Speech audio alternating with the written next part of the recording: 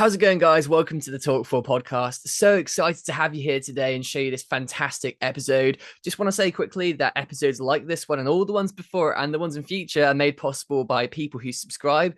Hopefully, just like you. I'm going to ask you today if you can leave a subscribe, leave a follow, leave a rating, leave a like or a comment, and just support the show in the little ways that you can, like that. It makes a huge difference on my end. And quickly, just want to plug as well.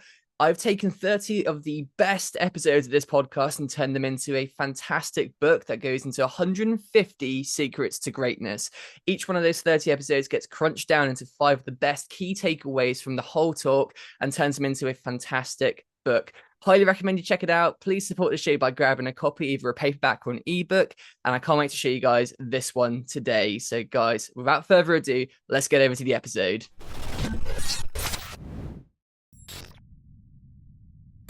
How's it going, guys? Welcome to Talk4, the quickfire podcast where we ask 4 great questions to unique and interesting people. Behind the mic today is your host, Louis Skupien. That's me. Let me introduce an absolutely incredible and very special guest for today, Rick Walker, who's going to be answering some questions today. So, Rick, how are you doing today? That's why we've got to start with this. Welcome to the show. Honored to have you here. But yeah, give me a run through. How you doing? How's your day?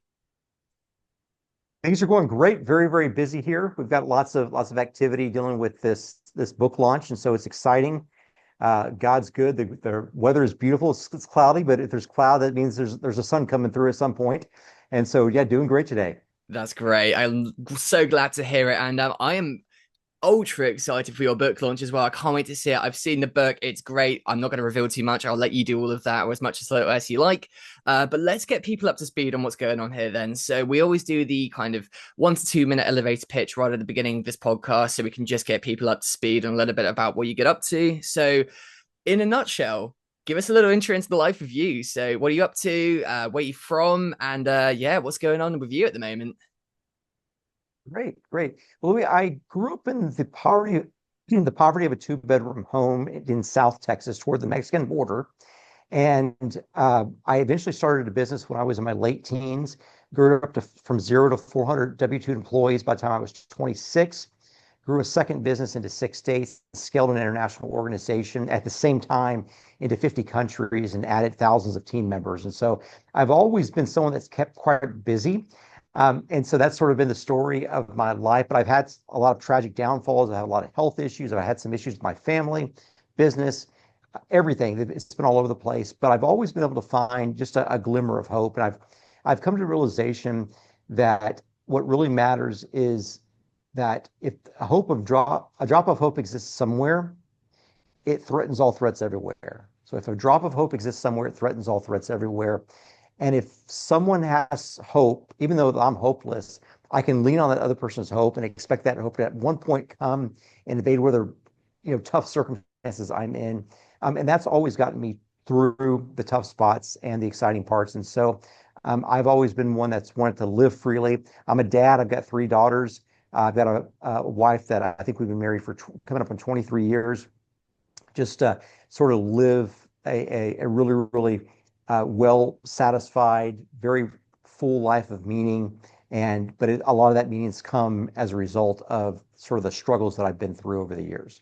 Fantastic. I'm really excited about this. And I know from my past episodes and just the things that inspire me personally as well, it's the stories of adversity and people who've overcome such great things that those are the ones that really lay the groundwork for learning from that and then turning that, flipping it on its head and going into such a positive outcome from those experiences that are sometimes negative. But, we've got to pull the carpet back on some of them to see where it came from and then go into how people, they fix these things and turn them around. So we're going to start with a bit of backstory then. So your journey from scaling businesses to running for Congress and dealing with life-changing surgeries is remarkable then. So what were some of those defining moments in your 20s and 30s that set you on the path to self-improvement? And I guess, how did those experiences kind of shape the principles outlined in the book?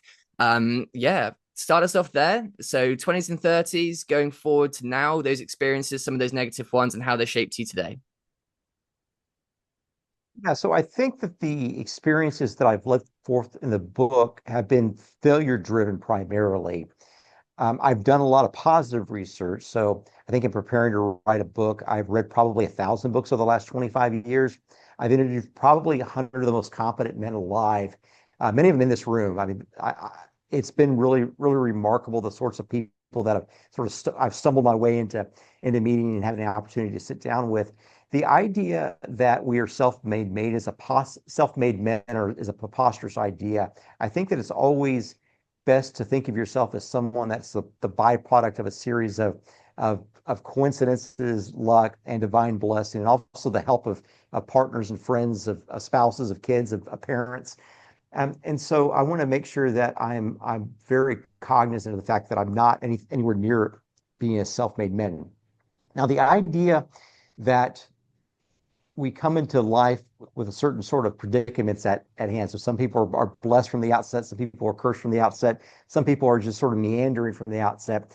I think that for me anyway, coming into life, looking at my dad, for instance, who's just one of the best men. I learned everything I know from my dad. He was out of work a good portion of our childhood. And so growing up in this 2-bedroom home with him out of work, my mom working 2 and 3 full-time jobs at a time, or I guess 2.5 full-time jobs at a time. She really taught us what it meant to work. And then on the weekends, I'd go out with my dad. We'd paint flagpoles. We'd do handyman jobs. We would find whatever we needed to find work-wise to get the job done and to pay the bills. But as I aged, I got into college, I realized I didn't have a vision of what I wanted, but I had a vision of what I didn't want. I did not want to struggle financially.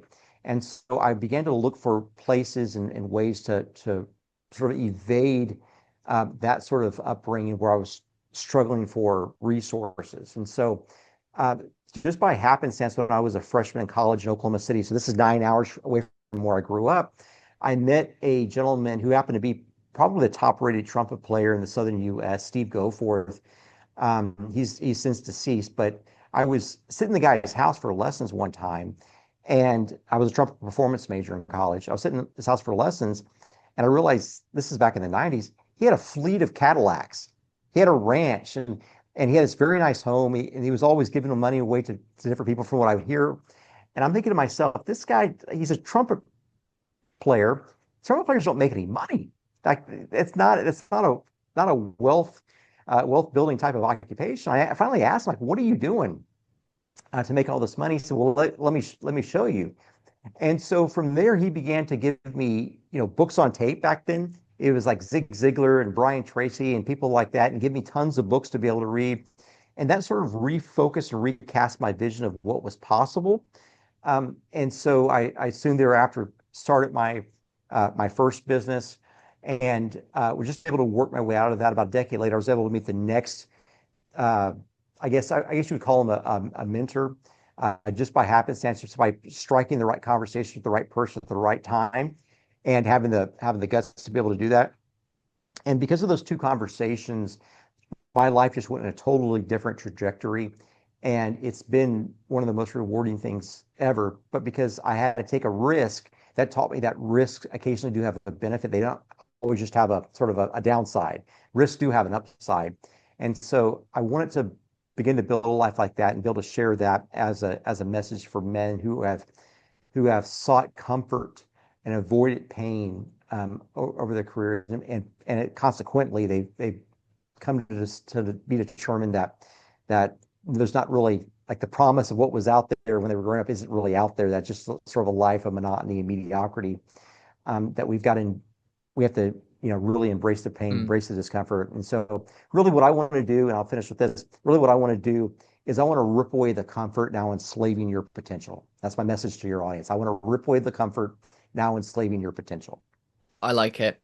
So scanning over the book, I thank you for sending an early copy, by the way. I really, really appreciate that. And it's a fantastic read. But one of the steps in your book involves obviously kind of what you spoke about there. So creating discipline and mental resilience. And as you'd mentioned there, and everything I know as well about the modern world and modern people, especially, this is a major hurdle. So I guess what is sort of the advice that you'd give really for people, individuals looking to build these qualities then? So obviously you can strip a bit away from the book there and kind of like lay it into the groundworks here and everything there. That's a great way to go about it. But just when they are kind of overwhelmed by what you were mentioning, anxiety, fear of failure, things like that, how do you sort of start to convert that mindset into one of kind of like offensive strategy rather than defensive so much, would you say? Yeah. Your idea of what your life will be has to do with two things, your competency and your integrity. And in the end, your competency and your integrity become your identity. And that's something that we really have to keep our minds on. And so when we talk about fortitude, we're talking about our fortitude to keep improving from a competency standpoint and our fortitude to keep improving from an integrity standpoint. The integrity represents the vertical relationship that you have, the moral compass, and the competency has to do primarily with your relationship with others in your organizations and in the world. And so we have to be steadfastly focused on those two things. We never take on unnecessary risk without an offsetting upside.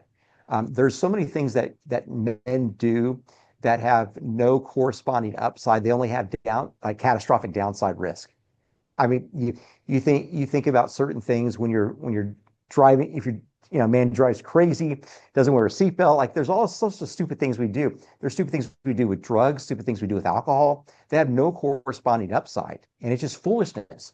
And so that's probably the number one thing I would say is we don't take on any unnecessary risk without an offsetting upside that is statistically more likely or has a statistically weightier odd. The second thing that I think is really important, not only from a fortitude standpoint, but also from a perspective standpoint, is we got to think about what wisdom is. And I believe wisdom is, and the wisest mind is that which looks out to the most distant future for the most valued reward that they can purchase with the currency of the present. And so the wisest mind, I'm going to repeat that again, the wisest mind looks out to the most distant future for the most valued reward that he can purchase with the currency of the present. And so all you have is your present. And really all you have in the present is your attention, your sort of mental concentration on the task at hand, the conversation at hand, the effort at hand, and that which you exclude from that.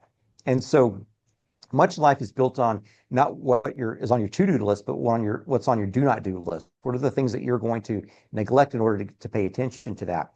And the more that you can focus your attention to the greatest longevity, the thing that's most valuable in the most distant future, the more relevance and more meaning and more purpose you can have in your life. The interesting thing that's true that is its mirror is that you will find the greatest wisdom is in the most distant past. And so books that have been written for, a month ago or a year ago or 100 years ago have less wisdom naturally in it than a book that maybe was written 1,000 or 2,000 or 3,000 years ago. And so if we want to go back, we got to realize that going back is the same thing as looking up. That, if we think that we're prideful, we think we know everything, we can only see that which is below us. And of course, as long as you're you're looking down on everybody else, you can never see that which is up. And that which is us is the wisdom of the ancients, the wisdom of the Stoics, the wisdom of the great world religions. And this is we find the foundation. But we got to take that foundation. We have to materialize that with that currency of the present that we're using to purchase the most distant reward in the most distant possible future. Do you think that the old wisdom, do you think that that's better and more effective for us right now because it's actually the basics done well? Because when I look at the modern world and stuff now, and everything from the basics like fitness and health and diets and stuff, I just feel like we're confusing so much of it in these fine details and these developments and innovation and stuff, and the next best thing, these small fixes and things, where actually the old wisdom, less sort of advanced and small scale in a way, but the basics done well. Do you think that's what we need, basics done well? And do you think that's why the old wisdom is more effective in that sense? I think that it takes centuries to prove out someone as being a wise person or the opposite, or just a neutral person. That it takes some time to vet these ideas because the great wisdom, the great tactics of humanity have to play out in terms of evolutions of life cycles, right? You'll never know if I was a good man or a bad man until you see my grandkids.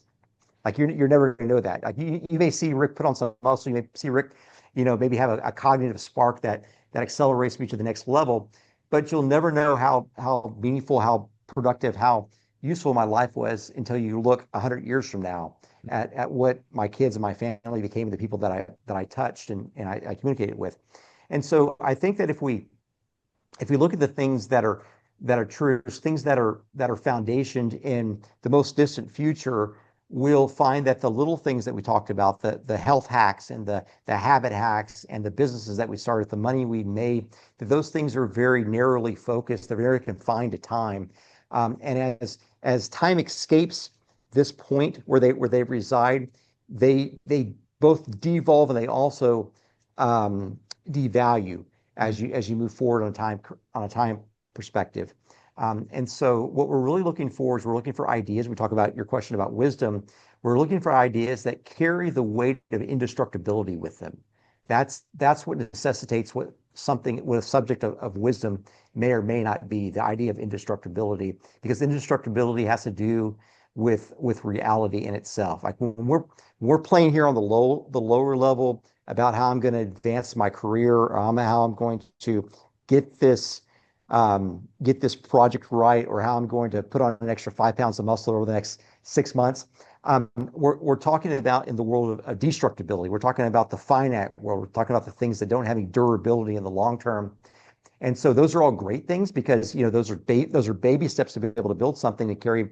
We can live longer with greater longevity to propagate our ideas out in the world.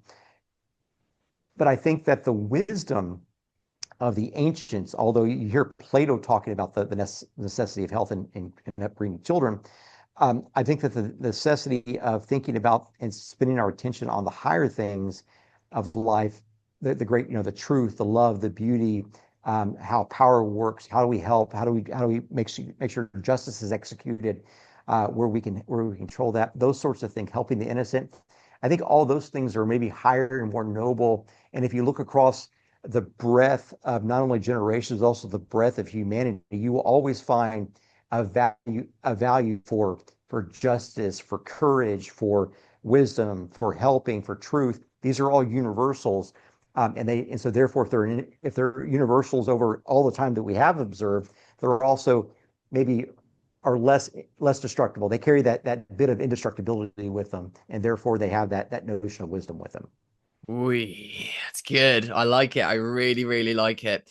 So, on the talk of wisdom, I mean, when you speak about these things, books, what a shaping thing. What a great product that has carried wisdom through centuries, really. It's an incredible thing. And you've read 1,000 of them. So, I feel like a good question to ask right now on this topic would just have to be, what common traits have you seen in 1,000 books? So, if we look at the kind of center of gravity being around leadership, peak human performance, being a good person, what are some of the common traits you've seen in 1,000 books then? So is there sort of like a common message that you see in them when you've read that many? Are there core principles that when you get through the kind of, the mix of people's styles and, the author's names and the different textures of the book and the different fonts and all these different things, when you break it down into the message that they're giving, are there common traits that you've seen in those that end up being kind of like the core things that you believe make a fantastic human being? Any thoughts there? Yes. So the shocking thing is that the domains don't matter as much in the long term. So when we talk about health, we talk about science, we talk about religion, we talk about philosophy, we talk about human nature. The separate domains that we categorize them in our daily lives and also in the educational system, those barriers are not really there the longer you look out. So let me give you an example. I tell the story in the book. Mentioned my dad was out of work a good deal, and so we would go out and we would find watches to buy, and we would buy them from novices. Basically, we would go to estate sales and yard sales, and we'd ask if they had any old broken watches that we could buy, because we knew the people that had these old broken watches, they probably inherited them. We always asked for the broken watches. They probably inherited them, probably threw them up on a junk box, never realized what they had. And so they would never lay them out for the garage sales. They would always go inside, they'd find them, they'd bring them out, and they open them up, like, give me whatever they're worth. And sometimes you'd open them up and they'll be junk. But sometimes you find some really nice watches that were worth several $1,000s. And it takes the eye of a professional who's been through multiple iterations to realize what you have there. Now we could take that watch that maybe we paid $100 for at that garage sale, from that person that never earned it, and you never really respect that which you don't earn. We take that and we take it down the street to a professional that knew its true value, and we can sell it for 10 times more. We did that. That's an action that we call in business the arbitrage. And so we can take, if we exact same thing, maybe we polish it a little bit, take the exact same thing and just move it to a different direction or put it in front of a different audience. The different audience will see more and get more out of it than its original position. Um, the information that we see across domains is like that. And so my work really has to do with the arbitrage of masterful ideas, how ideas in one domain affect the other domains. So when I look at the great art of Rembrandt and Van Gogh, I can look at that and I can understand the theological, philosophical, and even scientific bent of someone like Da Vinci, and what they were trying to do in these other fields and how that coordinated and corroborated what they were trying to instantiate in their art.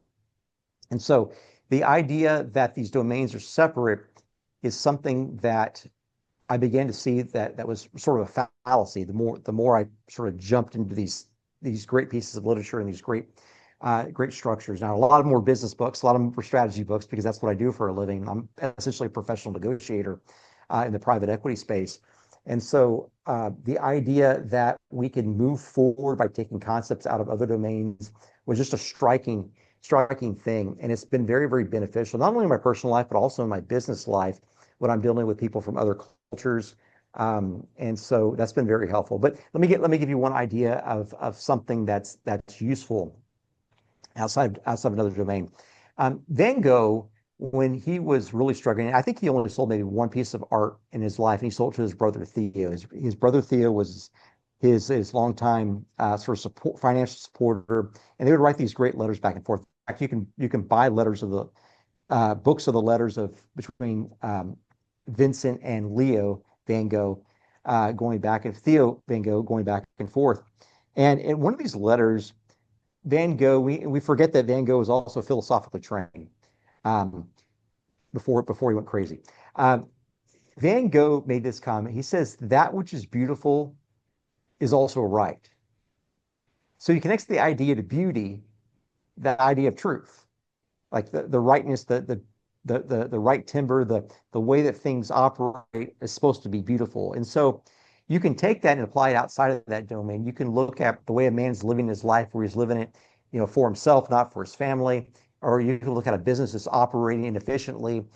You can look at all these sorts of places where things just aren't quite right. They're not quite beautiful. And you know that they're right because beauty and rightness tend to cohabitate the longer and the more studiously you look at things. And so that's sort of one example of the sort of thing that you could read and you could apply it to other domains. And then you begin to see that all these domains eventually collide. I have a whole theory about that, but it's just the idea that nothing's new under the sun, I guess is the way that I think Solomon put it that way. I like it. Really, really good advice there. And it's apparently clear that you have a really fantastic head on your shoulders, and you've got a great leadership profile, and you really, really have understood your philosophy. And I think it creates a fantastic man, which is you. And I recognize, looking at your backstory as well, that things haven't always been great. And I think that's what shapes fantastic stories like this. And I think it's really inspiring to see where you are now with this kind of a mindset towards life and understanding of these things, but also coming from areas of tricky times as well. Then, so if we look at some of these things, failure of a business, significant brain changing surgery, I would love to know a little bit about those experiences then. So kind of what happened, how they shaped your mindset to get it to where it is now, and how it kind of changed you, I guess, as well, because I feel like that's where it all maybe begins in a way, the great change to getting to where you are now. Yeah, let's just hear a little bit on that. That'd be great if that's possible. Yeah, absolutely, absolutely. I am the product of 100 miracles. There's no reason why I should be sitting in a place like this. This isn't even my house. It's just a place I come to hang out. Um, I and it's just me. It's me. My daughter's here today. Summer breaks, so they're helping dad. But I shouldn't have any of this stuff. I shouldn't be where we are. I shouldn't even be able to communicate like this. I spent a period of about 8 years in just complete brain fog, not be able to concentrate, not being able to really to read and understand what I'm talking about. Definitely not able to have a conversation with someone like you that's on such a high level cognitively. It was a challenge for a number of years, and what I can only describe as a miracle, I found myself out of that situation. And I write about that extensively in the book. The idea that um, that these challenges don't help propel us forward, I would never have known how much joy I could find in seeing this arbitrage of masterful ideas, like I talked about a second ago, without knowing the pain of not being able to think about anything. Like it's we find joy in life not in the monotony of always being at a great level, but we find it oftentimes in the contrast between the lowest lows and the highest highs. And so I think for me anyway, that's really, how I've lived and what I've experienced there. Um, I did have a surgery a long time ago that came as a result of a fast. I had this friend who he was a health nut. I think he's a religious nut too, but I think he's a health nut too. And he said he always do these 40-day fasts, 40-day fast every day, every year. So this is a water and juice fast, no food, no milk, nothing. And he kept telling me about it. He said, Rick, you should try it. You get this great mental clarity. I said, great, I'll try it. So I'll do a 7-day. So I did a 7-day fast. First 2 or 3 days were just, third day was horrible. Third day was horrible. So I'm drinking water and juice, no milk, no food. And so I'm moving through this. Day 4, my legs start hurting. Day 5, I get this immense amount of clarity. And there was just something that was in my ear that I didn't know what was being said, but I heard this voice that I should go get like an in-depth health exam. And so I sent a note to my executive assistant at the time and just told her, I said, find the best place possible. Just find the best place possible. Long story short, I finished that 7-day fast successfully. And a week or two later, I'm in there and they find a tumor. They find a tumor. And it ended up being one of the most shocking things that helped me put perspective on my life. I mean, imagine being in your 20s, you've got or I guess early 30s, you've got 3 young daughters, you got a young wife, you've built some stuff up, you've got all these great experiences, you got everything's sort of teetering too, because you always kind of keep things on the edge.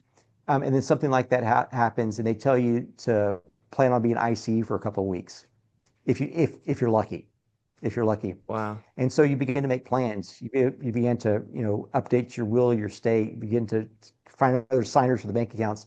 You begin to write goodbye letters to your daughters, telling them about what type of men that you would hope that they would marry one day. You begin to write and think through the types of things you never would want to think through. But the imminence of death gives you a perspective and a clarity that you cannot buy. You cannot buy. And so I came to realize that it's only with that perspective on our humanity can we get the proper perspective on eternity. And so we have to believe that we're going to live forever, but then we also have to act like today's all that we have, because today really is all that we have.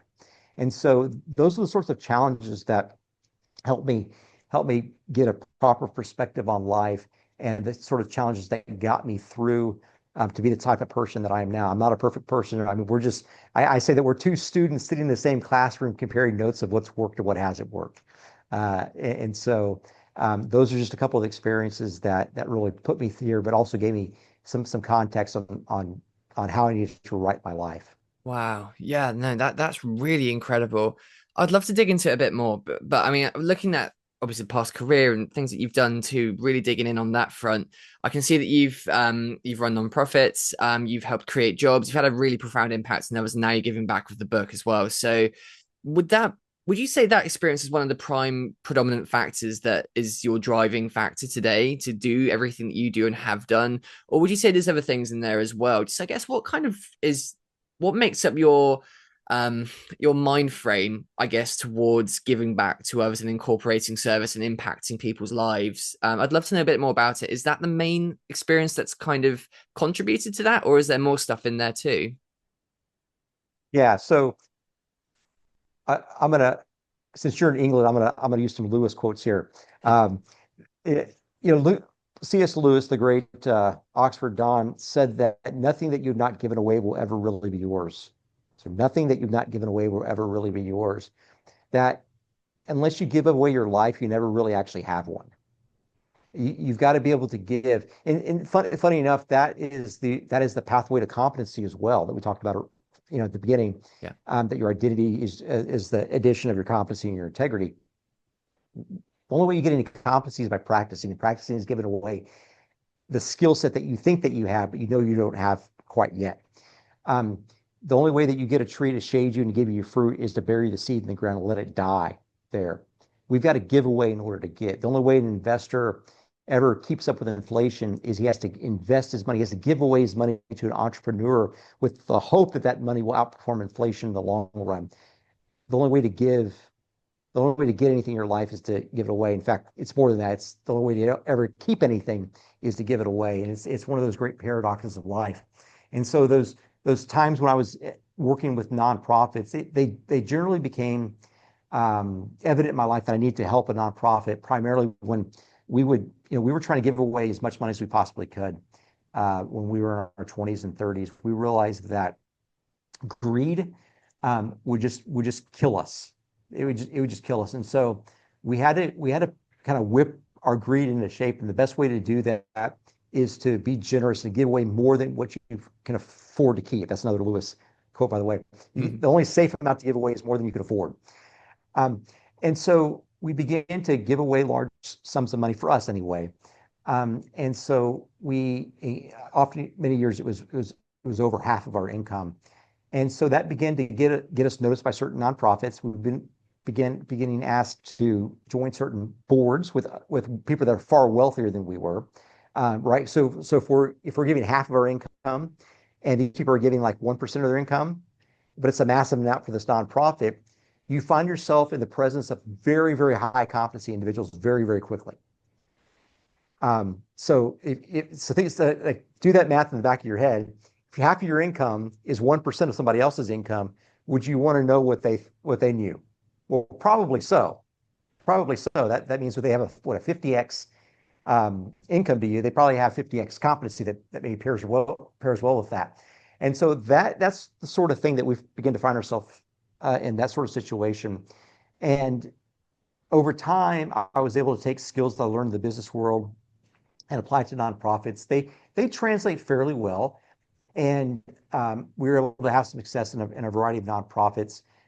The biggest one was, as chairman, I was able to scale into 53 countries, and we had scaled up about 2,300 team members in those 53 countries while I was there for about a decade.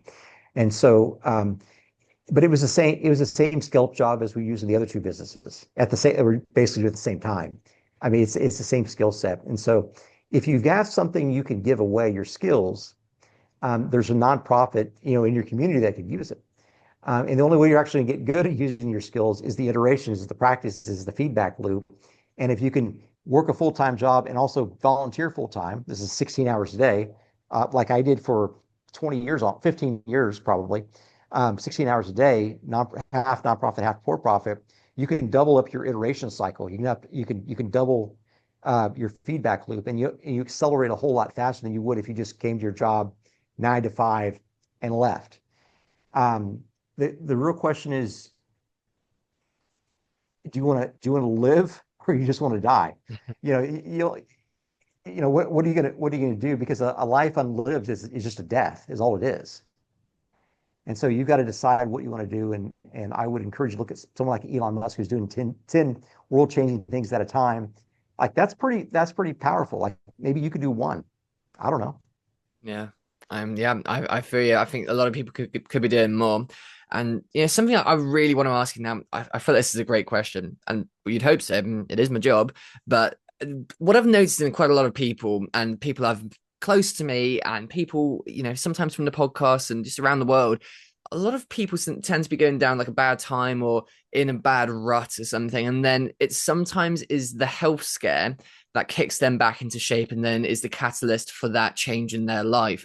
I know you had one of those things potentially, but I want to ask, because we're going to get into a bit of a section of the podcast now that's more about actionable things for people listening in, how they can go and apply straight away now. But what if people didn't need to have that health scare that then shocks them into making a change? What if they could just do it now going forward without needing that health scare? Because I don't want people to have that health scare or that shock, because some of them are just going to be irreversible and then that's going to be it, but it could have been prevented. So if you, as someone who was in that position, and I'm sure you've seen a lot of people who were there as well. I know, Dan Crenshaw, I mean, another great example, veteran.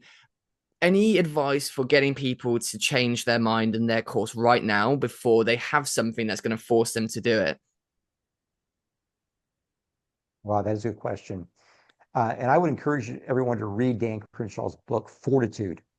It is the preeminent work on mental strength. And Dan actually, if you guys don't know by the name, but he's the former Navy SEAL that serves in the U.S. Congress now. He has the eye patch. He's just an amazing man. Um, he and he actually wrote the foreword to my book. The idea that we can do more, that if you have a struggle, you have a pain that you're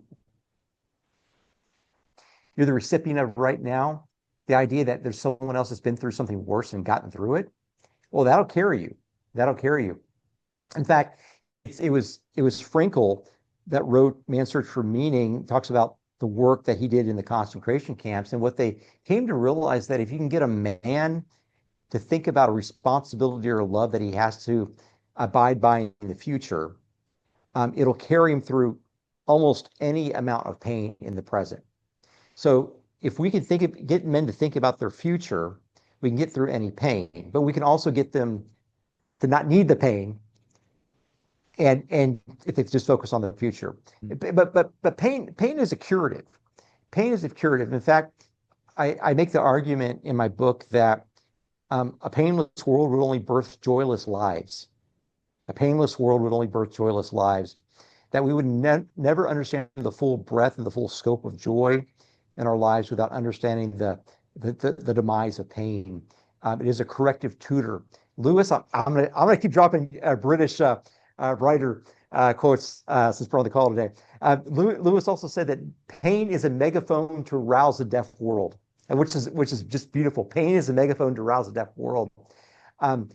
There is something about pain that the divine uses to get our attention when we think that we've got it all together. And so, is it necessary? Probably not. But we do a lot of unnecessary crap with our lives. We pay attention to the wrong thing. We aim low, which is the only sin, when we should be aiming high.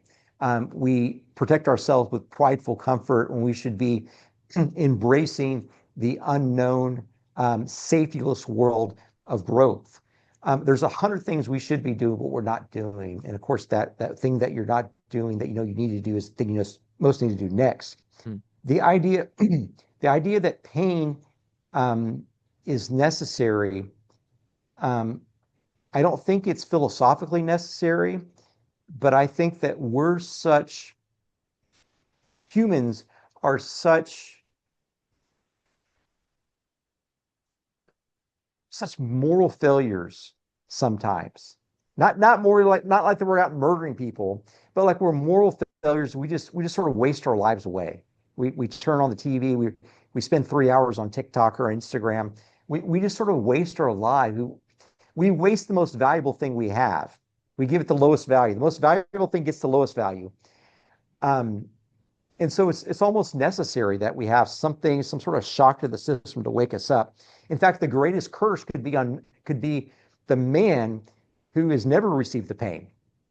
The pain is the greatest blessing you could receive if you're in the situation where you're trading the thing of the most value for the least and most worthless thing. Like that the pain would actually be the blessing in Lewis's world. Wow, there's a lot to think about there, isn't there? So if we look at going out of there, then so we got people who've been through that or they haven't been through that and they've got their lives on track then, or people who just want to make that change then. So if we get into a bit about what really distinguishes a great leader from an average one. So how do the principles in your book help individuals evolve into the leaders they aspire to be? That is the big question there. So, I mean, obviously, over the course of your career, you've built and led large organizations. I feel like you're really the person to answer this question. So, there's a book talking about books. There's a book up on my shelf for a tennis one called Good to Great. How do you do that? Good to great. Well, that's a tough question. I I do I make him I good here.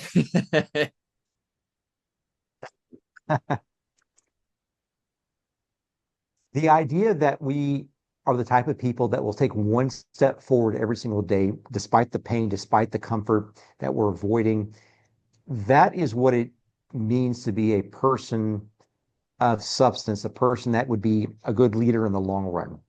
It's taking one baby step every single day. In fact, I have a process that I call the 10 urgency accelerators, and that's the only rule that you have to abide by. Whether you've got, set of mission, set of vision, set of goals, set of objectives and tactics that build up to that. Um, all that doesn't matter if you're not willing to take a baby step every single day.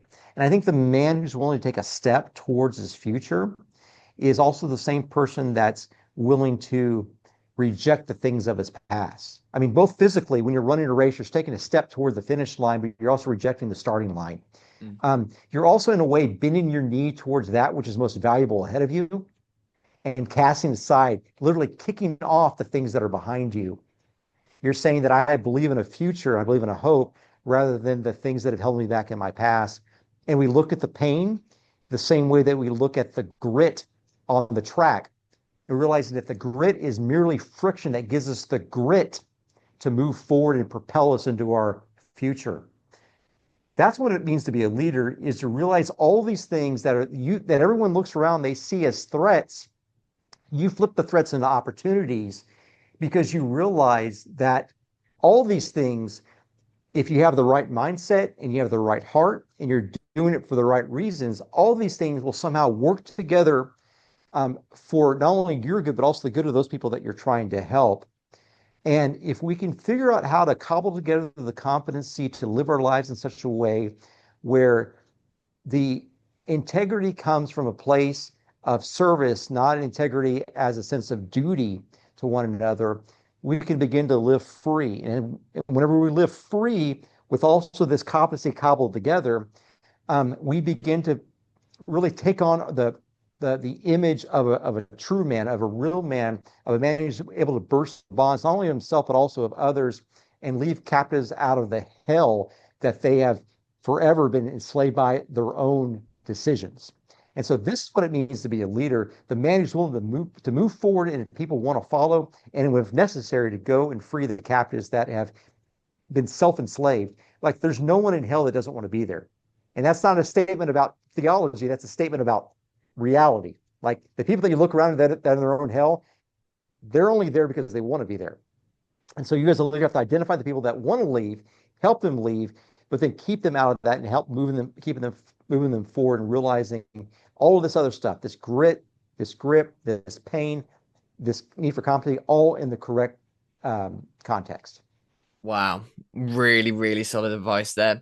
It's apparently clear, and this is what I wanted to touch on in the last question of today's list, but ancient philosophy, one of those things that's really clearly shaped everything that you're talking about here. And you've thrown so many great quotes in throughout this podcast. And I would love to dig into that a little bit too. But obviously, in the book as well, scanning over that, there's a mix of great things in there. So not just the past, but the present and the future. So you've got ancient philosophy, business strategy, modern leadership, all in that book, mashed into one great read. So if we look at kind of classical literature, philosophy, and how they can provide kind of practical wisdom for today's leaders, what would be your advice on starting there, integrating that? Because I feel like, with AI, with the way business is going, the way we learn things nowadays, how we consume data, how we interpret information, it's all very kind of future focused and very present, very attached to the screen. But sometimes you need to go back in time, as we, tying it back to the start of this podcast, you need to go back in time and get the basics right and see, that tried, tested advice that's lasted for generations. So where would you start with that then? And how would you integrate that for today's leaders and people going into entrepreneurship right now? Yeah, so the older the sage, the quicker the solution. The older the sage, the quicker the solution, because the older the sage has been vetted by more centuries than the newer solutions, the newer problems that you're being faced with. We're faced with very recent struggles, right? The struggle against infertility is an ancient struggle, but the mentality about why you're going through that and what's actually happening is more of a recent thing. It's happening to us. It's a personal thing. It's a very temporal type of thing. And we get proper perspective by going back to the ancients that have been cultivated and curated through the centuries. And so, people like a Marcus Aurelius. In fact, I've got This is a mug that I had printed up for the book release. You can't see the quote here, but it's from Marcus Aurelius. He says, "Wait for it patiently, annihilation or metamorphosis." Wait for it patiently, annihilation or metamorphosis. You'll get one of the two. Those are the only two options in life. Either it would be completely annihilated or you can be completely transformed, but there's no staying the same. Like in the race, you're either advancing towards your finish line or you're regressing toward the starting line. You're either advancing toward heaven or falling back towards hell, but there are no sideways steps. Like you're either going to be destroyed or you're going to be remade. And so your decision to be remade is what necessitates your need to move now. And this is what a lot of the ancient Stoics. I think about Plato. I mean, just a lot of wisdom there. But he also had a number of gaps there. I think about all the great world religions. I think obviously of Judaism. I think about Buddhism. I think about Christianity. I think about Hinduism. I think that the ideas that are propagated within those religions contain hints of truth. They may not contain all the truth, not all of them, but they contain hints of truth. And so those are primary texts. In fact, if you go back and you read a lot of the work, like if you go read Shakespeare, what you're reading is sort of a second generation from the Christian scriptures. If you go back and you read Dante, you're reading the same. If you trace all the recent books that you're reading right now, anything that's worth its weight, worth its salt, has an ounce of beauty in it, you can trace that back to a more foundational text, whether it's Shakespeare, whether it's Dante, whether it's something else. You can trace all that back. There's nothing new under the sun. And so I think that you can maximize your time going back and looking at these ancient philosophies. If you go back to the actual writers themselves, even though they're a little more difficult to understand sometimes, instead of looking at the recency is highly filtered through a present lens, and you want to be able to go back to the source and hear it directly from the source's mouth. And I think that's the more efficient way of doing that. But again, my goal was to try to craft to try to distill all of that into the 9 steps, but also craft it in a way so that word for word, pound for pound, you're getting the densest, richest material possible. And I use these little tricks like these quotes that we've been discussing in iterative ways where you're able to maybe hopefully pick up and maybe even memorize some of them that you're able to use in your daily life and be able to get that message to spread. Nice. Really good stuff there. I think that leads really well into the shameless plug then right there. So where can we get it then? So we've gone through our kind of 4 questions, the big ones of today.